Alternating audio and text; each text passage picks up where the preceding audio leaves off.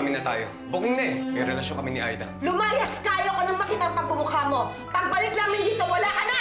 Kung talagang mahal mo ako, dapat ipinaglaban mo kami. Ma'am Aida, tama na nga ho yung pag-inom nyo. Mamaya kung ano pang mangyari sa inyo eh. Perlita? Bakit? Nanganganak na ho ata ako.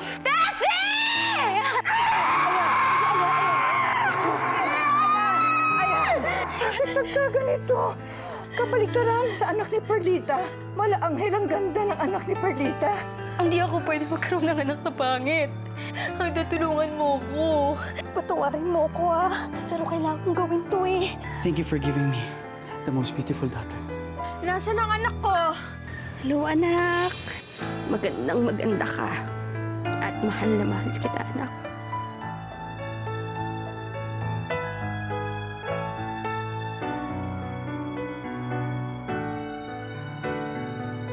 Oh, sige. Napagdesisyonan namin na oo, pumapayag na kami na dito ka manirahan at ang anak mo, Romy. Pero inaasahan namin na iigihan mo ang trabaho mo. At ikaw naman, Aida, ganun din. Yung hindi kami mapapahiya sa desisyong ginawa namin. Opo, tita. Thank you po. Sige, thank you Huwag ka sa akin magpasalamat. Kundi kay Giselle. Siya ang nag-convince sa amin ni Mama na pagbigyan ng hiling mo. Tsaka parang bayad na rin namin sa yun sa pagtutulong sa kanya sa panganak.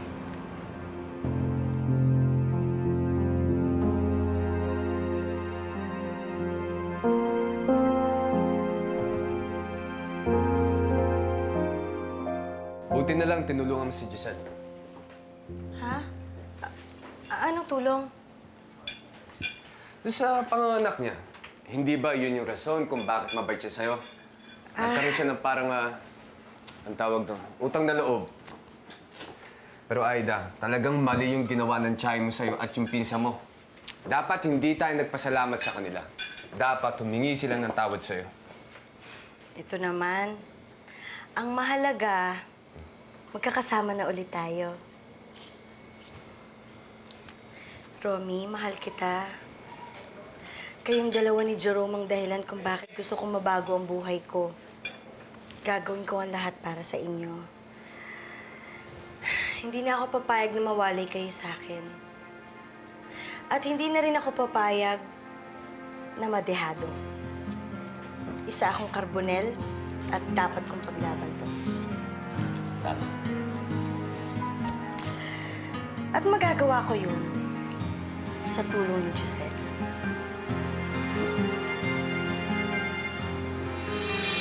Hindi ba talaga tayo pwedeng mag-out of the country? Gusto ko lang talaga magbakasyon eh. Kahit out of town lang. Well, now it's not a good time. Alam mo naman, marami kaming business na pinaplano. Tsaka, wala pang 1 taon ng baby natin eh. Ito, hintayin muna natin na lumaki-laki ng kote si Darling. Pwede naman nating hindi siya isama, di ba? Pero mamimiss ako ng baby ko. Diba? Mamimiss mo ang daddy, no, princess? No, princess? Yes. Yes. Alam mo, ikaw, simula na lang nung dumating yung batang yan, puro na lang nasa kanya yung atensyon mo. Eh, paano naman ako? Nagsiselos ka sa anak natin. Look. Your mom is so crazy, no? Pinagsisilosan ka. Kasi alam niya, na ikaw ng bagong princess ni daddy, no? No? Oh, kunin mo na. Pabalik na ako sa trabaho. Di ba love na love mo yon? Di ba? O di, ikaw mag-alaga. Excuse me.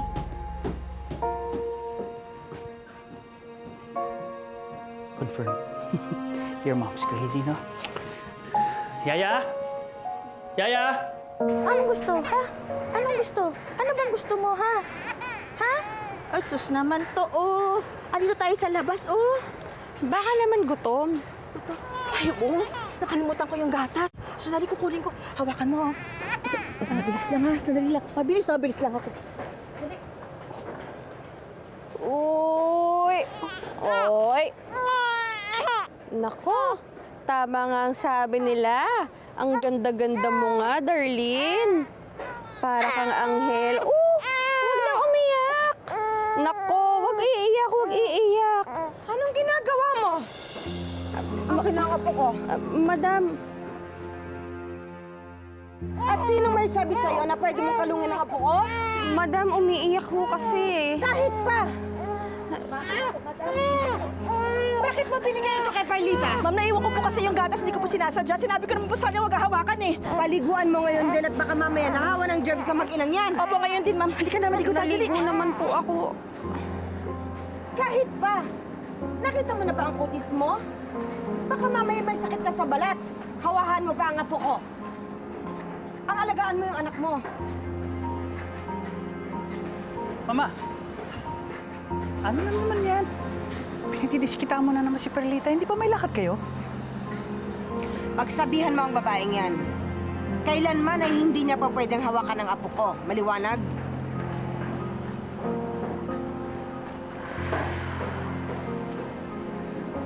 Ikaw naman kasi Perlita eh. Alam mo naman mainit ang dugo sa'yo ni Mama. Dapat huwag ka na magpapakita pa sa kanya, no? Ito na ba yung baby mo? Patingin nga. Ano pangalan nito? Si Marilyn po, sir. Hello, Marilyn. Hello. Smile. Alam mo, nagmana sa'yo ang anak mo.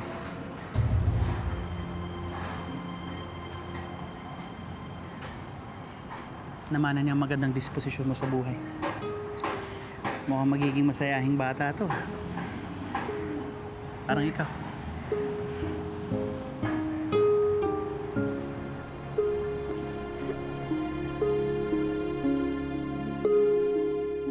Nagulat nga ako. Biruin mo, si Sir Sige pa talaga nagsabi na isabay na lang daw sa binyag ni Darlene, yung binyag ni Marilyn. At siya pa daw ang magiging ninong, ha? Tungtuwa nga ako eh. Wah, natuwa talaga sa baby mo. Alam mo, mabait naman yun si Sir, kaya lang minsan talaga may kasungitan. Parang si Ma'am Giselle, may topak. Anong ibig sabihin mong may topak? Ay, naku. Kasi alam mo, ha? Simula nang nanganak yan si Ma'am Giselle, hindi ko pa nakita na inalagaan niya yung baby niya. Laging inaasa kay Yaya Tessie niya. Ako ito naman, baka naman kasi pagod. Siguro siya nag-aalaga pag gabi hanggang madaling araw, to sa umaga natutulog kaya binibigay na kay Tessie. Ano ka? Kay si Tessie kaya nagbabantay dun magdamag. Wala talagang concern yun si Ma'am sa anak niya. Para pa nga naiinis siya dun sa bata eh. Pwede ba naman yun? Anak niya yun, no? Ay nako, maniwala ka sa akin, Perlita. Kung ituring ni Ma'am Giselle yung baby si Darlene, nako, parang hindi niya tunay na anak.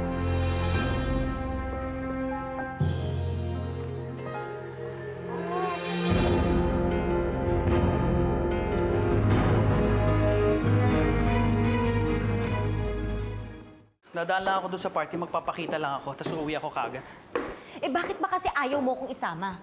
Masama ang pakiramdam ni Tessie. Wala magbabantay kay Darlene. Andiyan naman si Mama eh. Why don't you just do it? For God's sake. Nanay ka niya. Anak mo si Darlene. Hindi ba dapat ikaw mismo nag-aasikaso sa anak mo? Para ano? Para maging losyang ako. Para mapalitan mo ako kaagad. Mag-aalaga ka lang ng anak, losyang agad. Ang sabihin mo, wala ka talagang tiyagang asikasuhin ng anak natin. Alam mo, mabuti pa si Perlita eh. Kahit marami siyang ginagawang trabaho dito, nagagawa pa niyang alagaan ng anak niya. Huwag mo ko ikukumpara kay Perlita, ah! Hindi ako pangit! Sino masabing pangit ka? Ang sinasabi... You know what? Forget it. Basta sasama pa rin ako sa'yo! Sige, pumunta ka sa party na mag-isa. Maiiwan na lang ako dito kasama ni Darlene. I'd rather spend my night with my daughter than with you.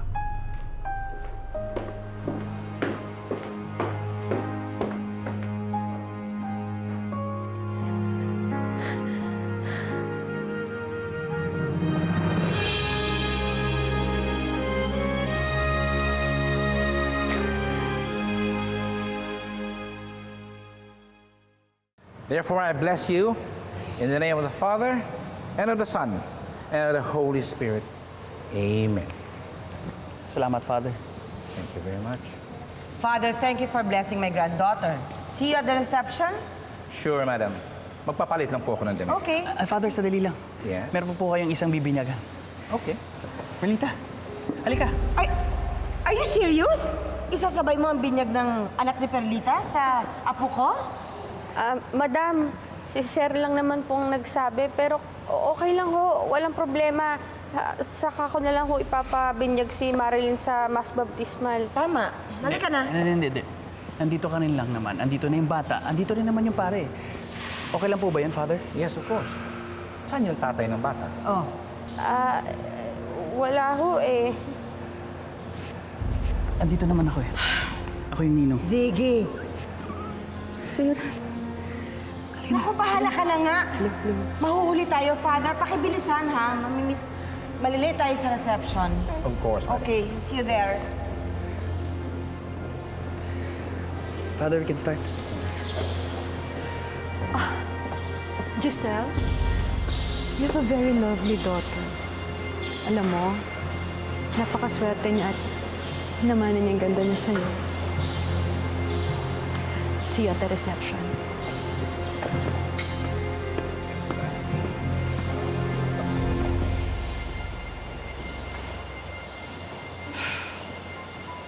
Parang malapit yung loob ni Ziggy dun kay Marilyn, oh.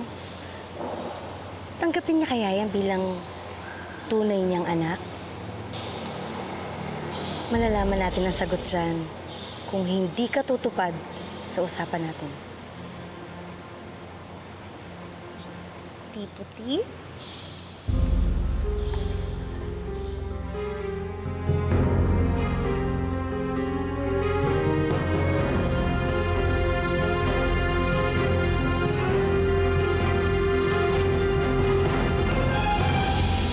Hindi na driver ang shota mo, Aida.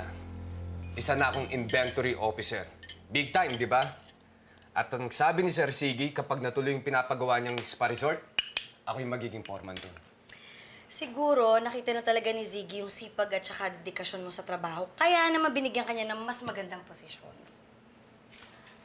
Pero ang sabi ni Sir Siggy, Aida, si Ma'am Giselle daw ang nag-udyok sa kanya para i-promote ako. Doon naman ako nagtataka. Dahil hindi ko alam na kilala ako ni Ma'am Giselle. May kinalaman ka rito na umamin ka. Nagiging close ka kay Giselle. Siguro pinakiusapan mo siya na i-promote ako at taasan yung sweldo ko. Yun eh, di ba? Tama. Kaibiganin mo pa siya ng kaibiganin. Mas magandang siya maging kaibigan mo kaysa doon sa pangit na katunong lagi mong kausap. Ano pangalan nun? Si Perlita. Yun yung pangit. Magdidikit ka kay Giselle. Dahil siya ang susi para umasenso tayo. Sige, kain na tayo.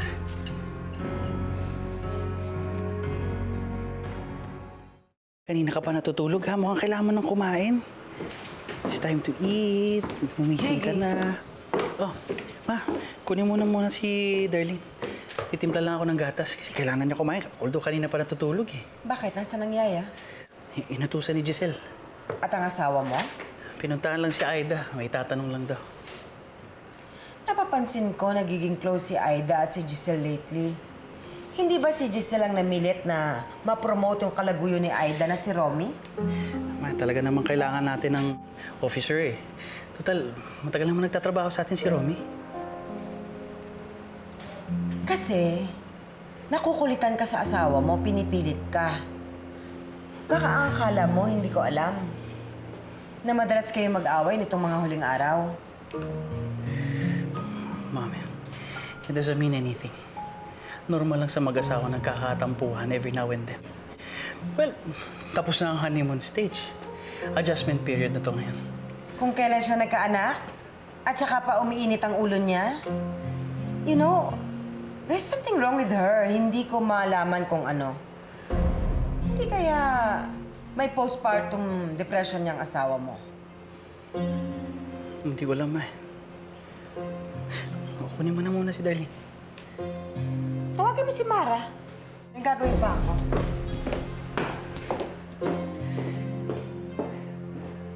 Mara!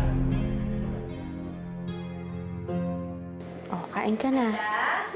Ay, ma'am. Wala po dito si Ma'am Aida. May kailangan po ba kayo? Ang anak mo, ang laki na ng anak mo, no?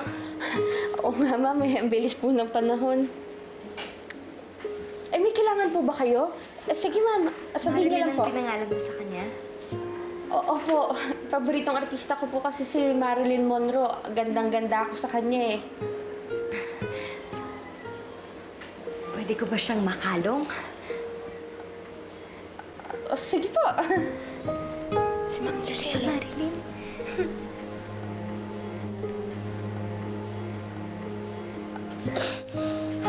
Alam mo, ma'am, sabi nila kamukha ko daw ang anak ko. Pero ang totoo niyan, mas kamukha niya yung kaibigan kong si Rodora. Si Rodora po yung best friend ko. Kaso matagal na kami hindi nagkikita. Hindi ko na rin ho alam kung nasaan siya ngayon eh. Siguro kung nandito siya ngayon at nakita niya si Marilyn, matutuwa yun. Tuturing din niyang tunay niyang anak. Mukhang hiyang sa inyo si Marilyn, ma'am, oh. Ganyan din siya pag kinakalong ni Sir Siggy. Mahilig siguro sa maganda. Mama. Hala, mama, nagsalita na! Mama daw, tinawag kay mama. Hindi ko anak yan. Hindi ko anak ang batang yan. Hindi nga po. Pasensya na, pero hindi ko talaga kaya eh. Hindi ko talaga kaya. Ano nangyari doon? Halika nga. Kanina lang tuwang-tuwa sa'yo, nak. Tapos biglang ayaw na sa'yo. Ano nga sabi mo ulit, anak? Mama, ulitin mo nga. Mama. Ano ka na magsalita? Mama. Ispa nga. Tingnan ka. Wow! Galing talaga ng anak ko kumanta. Alam mo, anak, isasali na talaga kita sa singing contest. Talaga, Nay? Sa tingin niyo may pag-asa kong manalo? Oo naman, siyempre ikaw pa.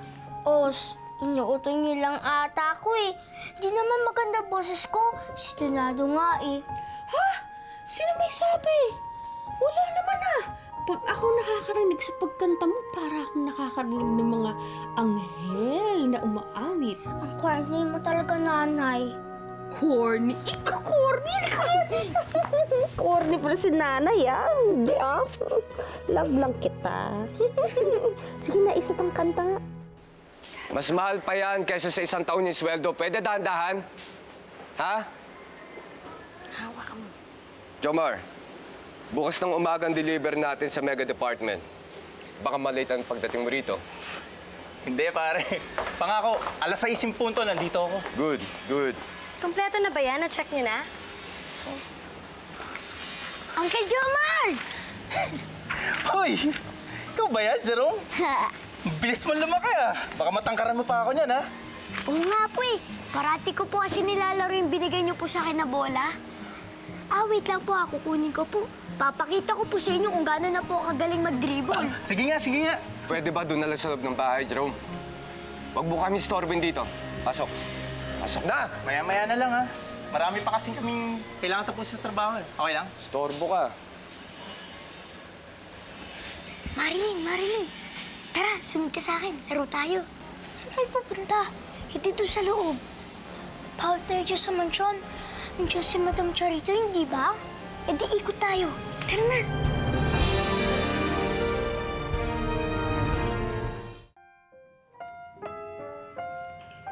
Go! You got it wrong. Do it again. Pagod na ako, Lola. Hindi pwede. Paano kang matututo? Kailangan mong mag-practice. You have to read this. Oh. Aralin mong mabuti. Uy, ginagawa natin dito. Baka mamaya, magulat tayo ni Madam. Papagalitan tayo. Basta huwag ka maingay. Makinig ka lang. May crush ka kay Darlene, no? Ano yun? Nagagalahan ka sa kanya, no? Hindi, ha? Sus, karata nga na may crush ako sa kanya eh. Sabi ni Nanay Aida, bata pa ako bago magkaroon ng crush. Pero nagagandahan ka nga sa kanya. Bata pa nga ako. Pero hindi ako bulag. Maganda naman siya. Inamon mo na rin na may crush ka kay Darlene. Higit ka lang eh kasi hindi kita crush. Ayoko kayo mag-crush mo. Diyan ka na nga. Hush! Anong ginagawa niyo rito? Balik sa bahay ninyo. Ang rurungis ninyo! Uwi!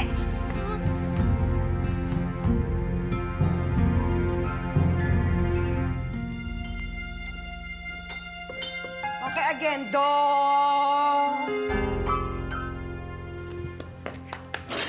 Kaya, ikaw kaya bulin mo na ako. Ayoko na maglaro. Baduy-baduy naman kasi ng laro mo eh. Eh, ano pang gusto mong laro? Taguan na lang, pero kasali ako ah. Bawal ka makipaglaro sa amin eh, hindi ba?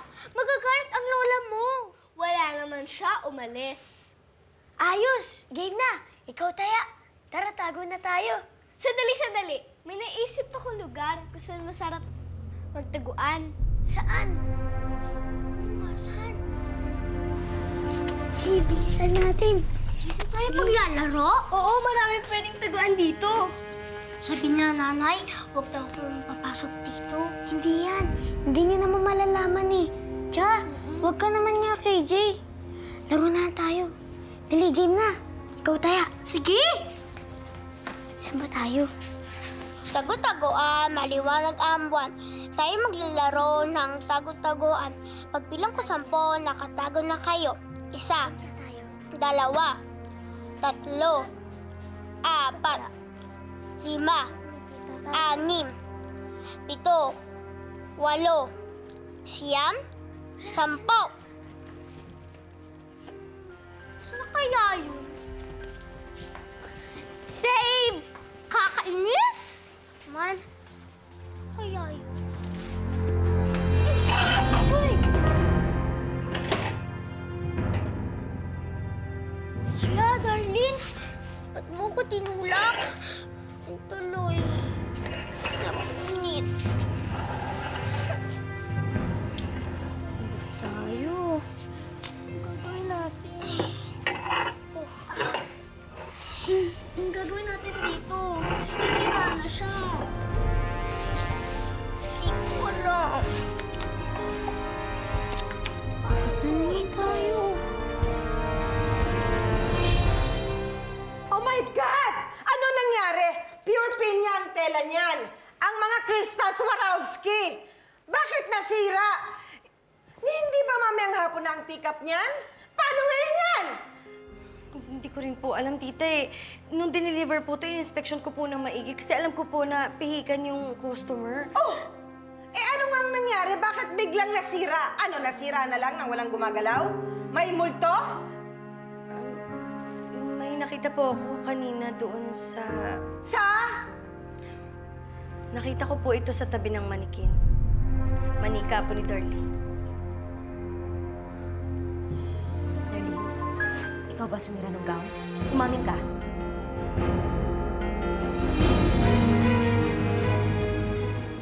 Marilyn, Bakit po, madam? May utos po ba kayo? sino may sabi sa'yo na magpunta ka sa butik at sirain mo ang mga gown doon? Gown na nasira. Ikaw ang nagsira. Huwag ka nang magmaang-maangan pa. Aminin mo lang, Marilyn. Ikaw nakasira ng gown, hindi ba? Marilyn, totoo ba ikaw nakasira ng gown? Pero Nisha ka talagang bata ka. Alam mo ba kung anong halaga ng gown na sinira mo? Mas mahalaga pa sa buhay mo! Tita, tama na po. Pagsabihan mo ang batang ito. Huwag ka na ulit papasok ng butik ko, ha? Sisirain mo pang hanap buhay ko? Pagsabihan yan. Marilyn, nasaktan ka ba? Huwag mo na intindihin si Tita Charito, ha? Po!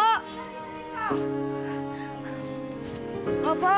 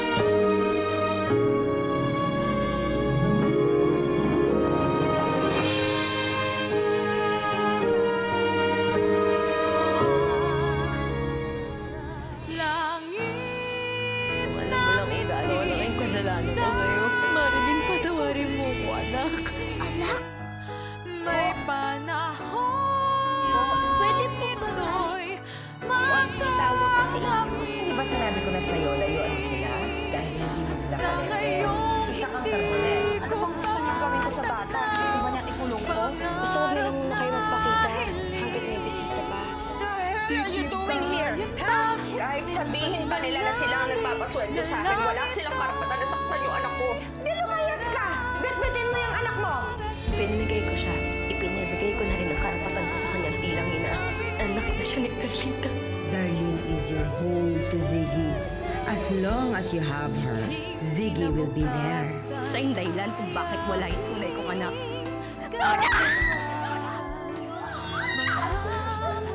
Teka, bitawin sa... Napasulong sa